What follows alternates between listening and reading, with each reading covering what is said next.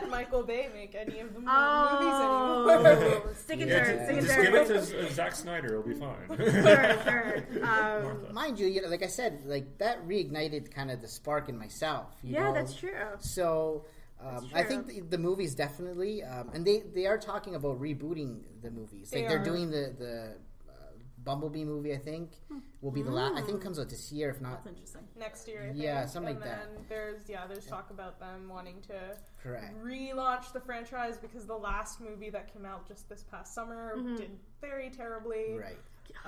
Can I just say though that like, as a kid from I suppose the early '90s, Marky Mark as a father, I was like, wow, how old am I? Like, why are my childhood, I guess you could say, crushes? I'm not gonna hide that, but you know, he was on my locker, you know, whatever. Right. But yeah, he played a father, and to me, that's to a teenager who's going to college. You know, like you could feel Honestly, it. I think what Transformers, what the movies were lacking was just that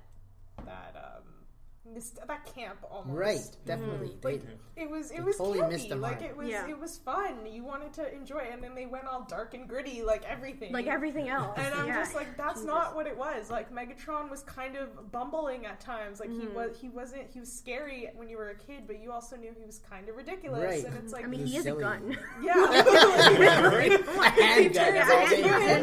Right. So it's kind of like I would love it if they gave it to a filmmaker that would take it kind of back to that. Who do you think could do it? Man. Like the people making the Lego movies, to be honest. Like those have been good. They've been campy. They've been fun. Like give it to people that are making movies about toys because they seem to be knowing exactly how to make it in a way that as adults we can enjoy it, but kids also really love it. You know. Yeah. It doesn't look like a whirlwind of garbage when they zoom in the camera too close. Yeah. Yep. That's my one. Hey, there's a tire and an oil filter from Canadian Tire. Is that as well?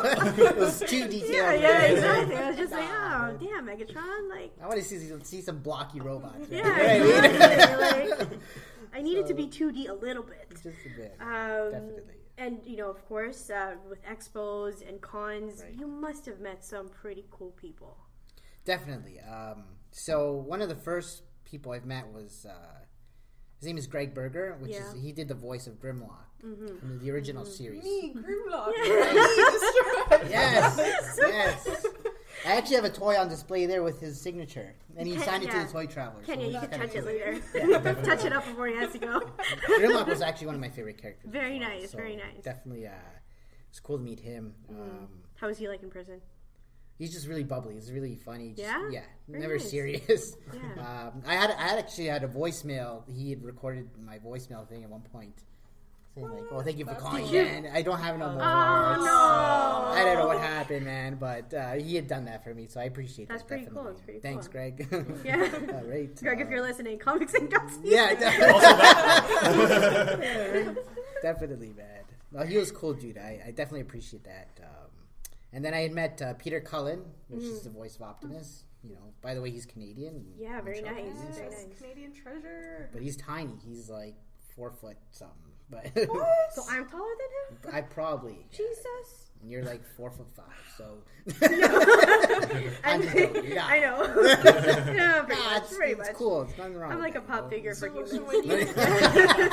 So did you know that going into meeting Peter Cullen that he was actually a lot shorter than like? I didn't realize no. Did you pat his head? No, that would be yeah. cool, man. I remember I had him like this, like my arm was on his shoulder like this, so he's like down here. Wow, that's amazing. That's one of those things because he voices a character so larger than life. Like, right. You imagine so the person iconic. like the character, right? Yeah, that's so cool. Like you would never think that dude did Optimus' voice. Yeah. You know what I mean? No. Like simple. But You probably thought it was like Ralph Wiggum. Like, hands down, but not Optimus Prime. That's usually the case, right? Like. Cool. And there was somebody like I actually wanted to mention. It was the Rick and Morty guy. What was his name? No kidding. Justin Roiland? Yeah, Justin Roiland. He actually came to our booth at the Fan Expo. So we actually stayed open after the show for him to shop. Nice. Yeah, I mean, of course, yeah. Oh. Yeah, he was Yeah, super I have to cool. say Super cool dude. Did he walk away with anything? Yeah, he actually bought a Sunstreaker, a Masterpiece Sunstreaker. So. Very nice. So Now I gotta tell you, I mean, there's tons of enjoyable parts of the con. Oh yeah, right? definitely. But there's got to be like very grueling moments that you've gone through as well. Theft is one, No. definitely. Yeah, unfortunately, I don't know. I don't get if why Comics people do Inc. that. worked for you, oh man, it'd be Yeah. like eye on the prize, like kid. Especially with you the shirt touch you're wearing, you know? documents. I know. The security, you know? This is how Richard Comley from Captain Canuck knows me. Is that It's right? because the first time that we met, I was wearing a cosplay of this shirt, which is the Metropolis Police Department. And then he called me officer because I was dressed as a cop. And I was like, Richard, call me officer. And then, and I still think he doesn't really know my name, but he just calls me officer. Nice. But yeah, theft. So theft definitely was one of the big things. And then, sometimes you get some difficult customers here and there. But like haggling, probably. Haggling is a big one, definitely. Yeah. And I hate saying no to people or turning them down, but sometimes you have to, right? And then there's sometimes those customers that they'll like talk your ear off, and which is cool. I love I love talking about the products and stuff, but there's ones that you're there for business as well sometimes. That's right. Yeah, and it gets busy, and you gotta move, but.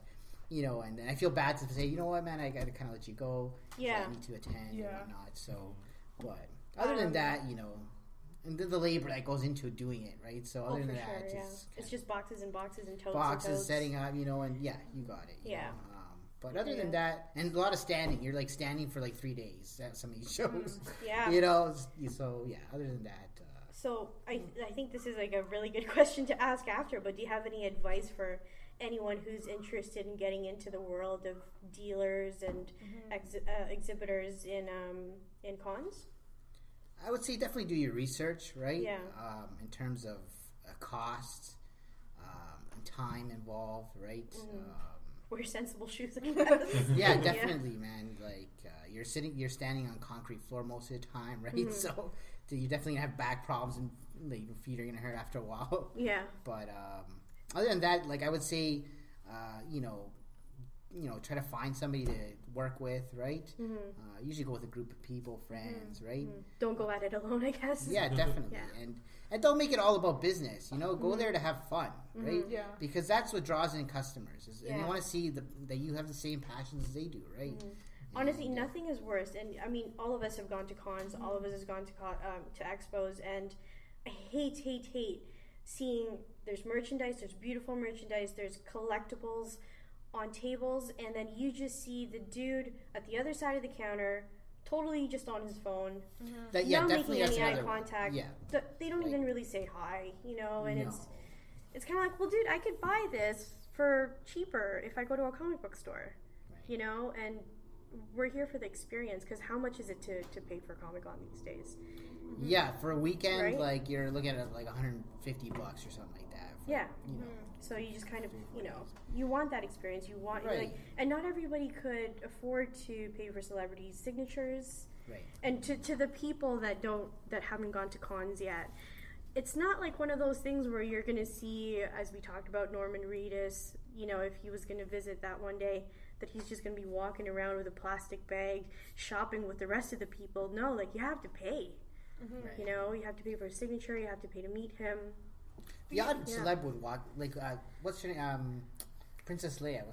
She was walking around at one of the shows in Edmonton, so I got to meet her at one time. Ooh, how was that? Yeah, she was cool. Like, she actually bought a blind box from us. So I remember that. You touched Carrie Fisher. You got to interact. She was cool. I forgot to mention that, but and even Stan Lee, I got to meet Stan, but that one I paid for. Yeah, definitely had to stand in line. But kind of to go off of that, like my experiences at cons, like I was never really interested in going and paying money to like stand in line and get a celebrity autograph. For 3 hours. Like, the only person was maybe Lena Headey in like the recent cons. Then she decided not to show up, so it wasn't like a big deal anyways. But I always found that the fun experiences were talking to like the different vendors that were there and like talking learn a lot to people that were just attending and just kind of enjoying the whole atmosphere, as opposed to just sort of focusing on the celebrity aspect of it. I mean, there are people that's 100% their thing, and that's great. But I think for other people that might feel like that's what it's all about, that's 100% not what it's all about. No. Like, it's really just about being with other fans. Yeah, it's exactly right, definitely. It's really cool too because